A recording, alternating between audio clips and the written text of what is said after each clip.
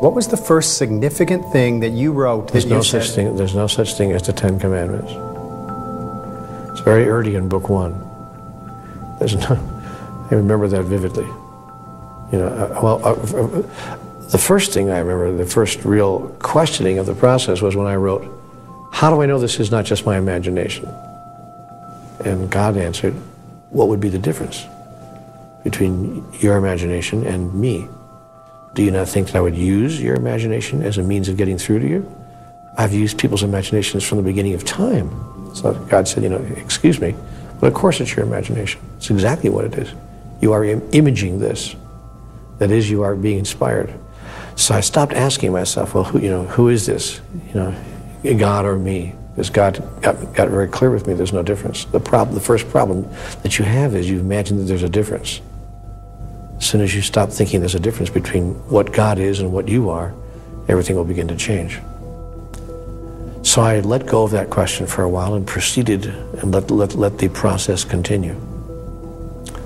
And then, somewhere very early in book 1, I forgot what the question was. I don't recall the question. But back came an answer that said, there's no such thing as the Ten Commandments. And that was the first time that I almost dropped the pen. I mean, the pen was almost so hot in a sense. It wasn't temperature hot, but it was like, what in the world?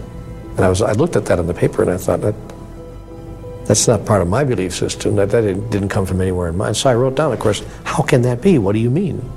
And out came, in the next few paragraphs, the most extraordinary response about what the Ten Commandments really are, the Ten Commitments from God.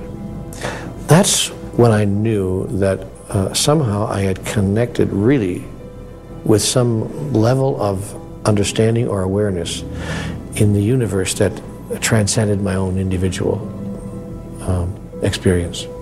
Why you? I mean, if this was truly happening, then, you know, some people would argue that it's the coolest thing that's happened in 2,000 years, and it happens to you.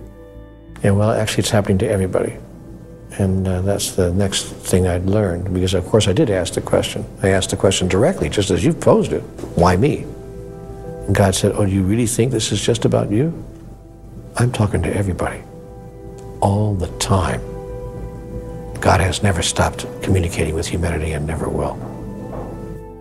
What is the most controversial thing that he has said to you? There's no such thing as right and wrong.